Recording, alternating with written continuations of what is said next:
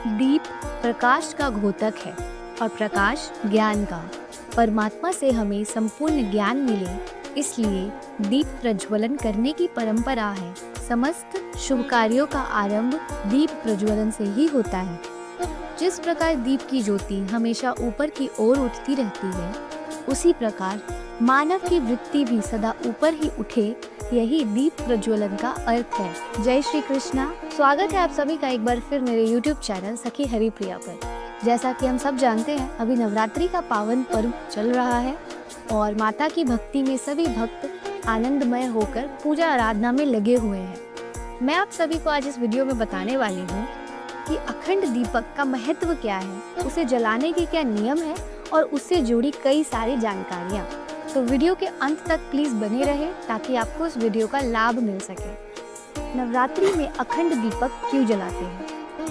नवरात्रि का हिंदू धर्म में विशेष महत्व है। नवरात्रि के दौरान माता रानी को प्रसन्न करने के लिए श्रद्धालु कलश स्थापना, अखंड ज्योति, माता की चौकी आदि तरह के पूजन अर्चन करते हैं। नवरात्रि के दिन हम घर पर कलश स्थापना और अखंड ज्योत जलाते हैं।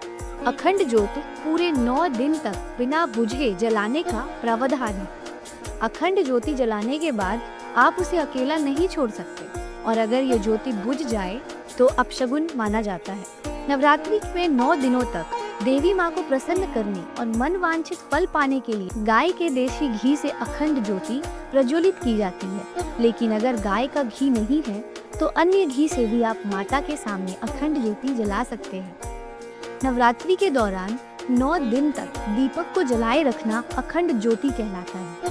मान्यता है कि नवरात्रि में दीपक जलाए रखने से घर परिवार में सुख शांति बनी रहती है और सभी कार्य सिद्ध हो जाते हैं। इसलिए नवरात्रि के पहले दिन संकल्प करते हुए अखंड दीपक को जलाना चाहिए और नियम अनुसार उसका संरक्षण करना चाहिए। आइए जानते हैं अखंड ज्योति को जलाने की विधि। नवरात्रि के दौरान जलाए जाने वाले दीपक यानी अखंड ज्योति को जलाने के भी कुछ नियम हैं, जिनका पालन हमें करना चाहिए ताकि हमें मनवांछित फल की प्राप्ति हो सके। आमतौर पर लोग पीतल के दीप पात्र में अखंड ज्योति प्रज्वलित करते हैं।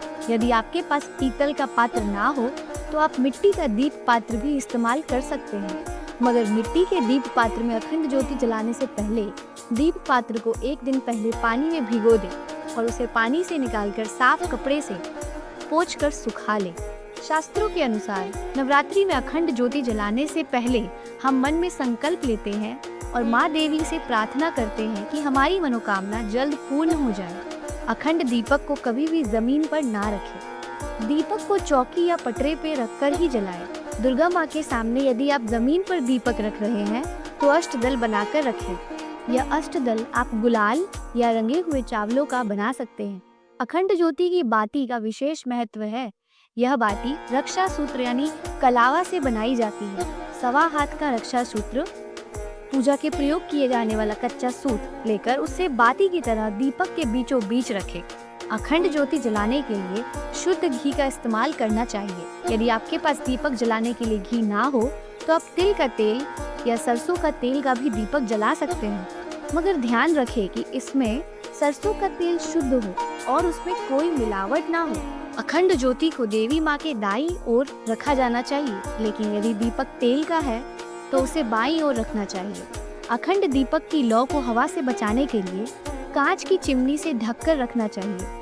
संकल्प समय खत्म होने के बाद दीपक को फूंक मारकर या गलत तरीके से बुझाना सही नहीं है, बल्कि दीपक को स्वयं बुझने देना चाहिए। ईशान कोण यानी उत्तर पूर्व दिशा में देवी देवताओं का स्थान माना गया है, इसलिए अखंड ज्योति पूर्व दक्षिण कोण यानी आग्नेय कोण में रखना शुभ माना जाता है। अखंड ज्योत जलाने से पहले हाथ जोड़कर श्री गणेश, देवी दुर्गा और शिव जी की आराधना करें।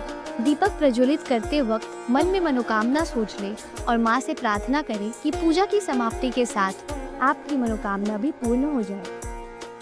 अखंड ज्योत जलाते समय हमें मंत्र पढ़कर ही अखंड ज्योत को प्रज्वलित करना चाहिए।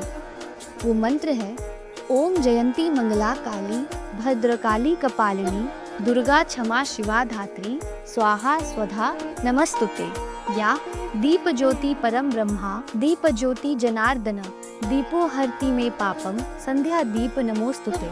शुभ करोतु कल्याणम आरोग्यम सुख संपदा दुष्ट बुद्धि विनाशाय च दीप ज्योति नमोस्तुते। इन मंत्रों को पढ़कर आप दीप को प्रज्वलित कर सकते हैं।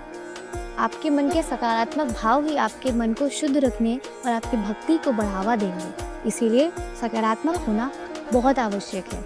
इसके बाद मन में भक्ति, प्रेम और श्रद्धा तो होनी ही चाहिए। आशा करती हूँ कि आपको वीडियो अच्छा लगा होगा और आप मेरे वीडियो को लाइक, कमेंट और सब्सक्राइब भी करेंगे। मिलते हैं अगले वीडियो में एक अगले टॉपिक के साथ। तब तक के लिए राधे राधे, जय माता दी।